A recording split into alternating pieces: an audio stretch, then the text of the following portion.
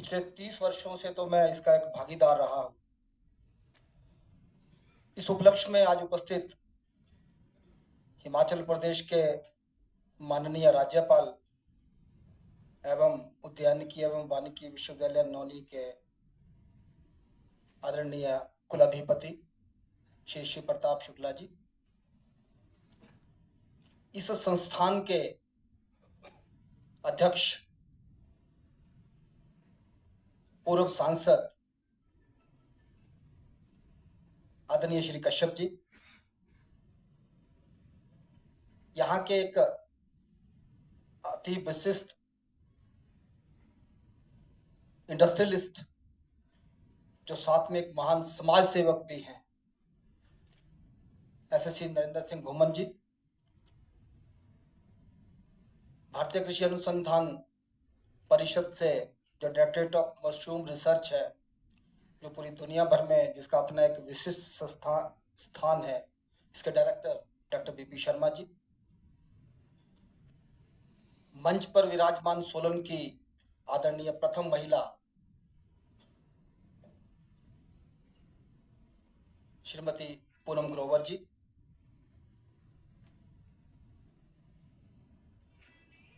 अन्य विशिष्ट अतिथि श्रीमती रश्मिधर, डॉक्टर राजेश कश्यप जी, सोलन में के अभी जो नए उपायुक्त आए, मैं उनका भी स्वागत करता हूं, यहाँ के पुलिस अधीक्षक, अन्य मंच पर विराजमान अधिकारी,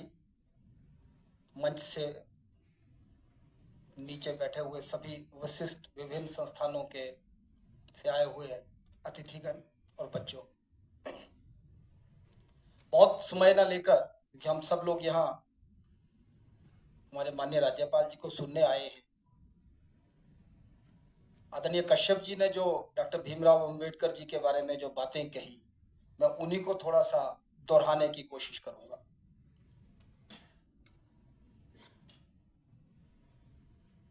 अन्याय लगता है जब डॉक्टर भीमराव अंबेडकर जी को हम एक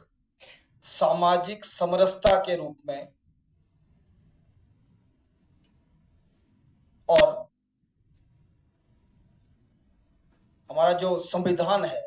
उस सभा के अध्यक्ष के नाते ही देखते हैं।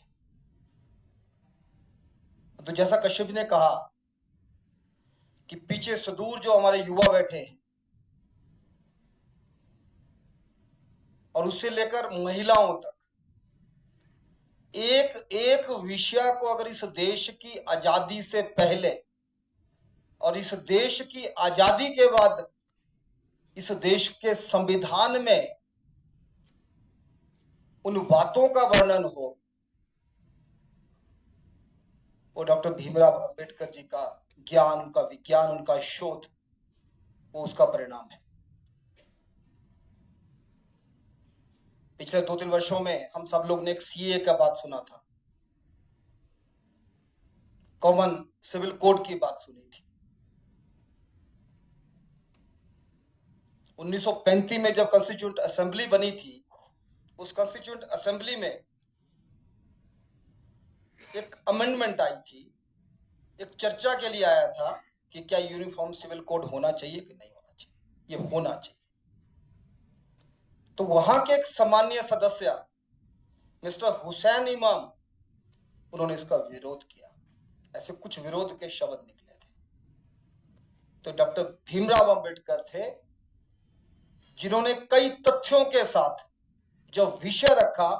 और उन्हें हिंदुस्तान के पूरे देश का जब वर्णन किया, उन्होंने कहा बताइए कौन सी ऐसा स्थान है, कौन सा ऐसा प्रांत है जहां यूनिफॉर्म सिविल कोड भारतवर्ष में नहीं है। सिर्फ 2 बातों का फर्क है, शादी और सक्सेशन। और नॉर्थ ईस्ट प्रोविंस से लेकर मुंबई तक और दक्षिण भारत तक के उन्होंने अनुभव दिए कि शादी और सक्सेशन में भी जो हिंदू कोड है, हिंदू संहिता है, वो पूरे प्रांतों में लागू हो रही है।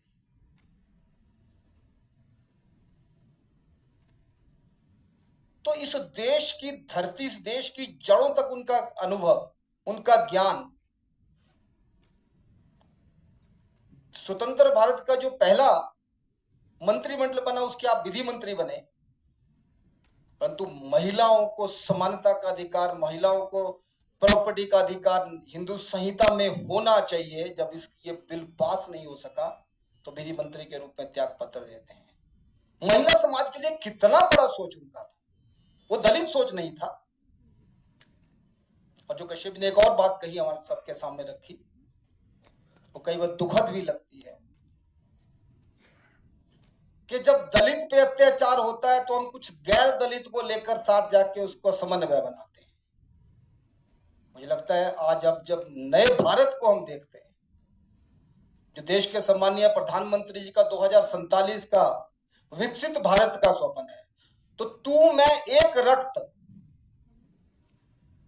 इस शब्द के साथ हम आगे बढ़ने वाले हैं। और ये दलित गैर दलित शब्द जो 200 वर्षों में अंग्रेजों ने हमें दिया, जो ज्ञाति को जाति में परिवर्तित किया,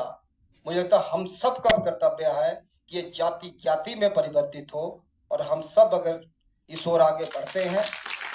तो निश्चित रूप से 2047 में जो विकसित भारत का सपना है वो हम साकार करेंगे। और हम एक एक की भूमिका उसमें निहित होगी, ऐसा मेरा विश्वास है। मैं एक बार फिर हमारे क्षेत्र में हमारे सम्माननीय राज्यपाल आए, मैं उनका स्वागत करता हूं और कश्यप जी और उनकी टीम को हार्दिक बधाई देता हूं कि हर वर्ष वो ऐसे समारोह करके इस समाज को आगे ले जाने का प्रयत्न कर रहे हैं। आपको और आपकी टीम को बहुत बहुत बधाई, धन्यवाद, जय हिंद।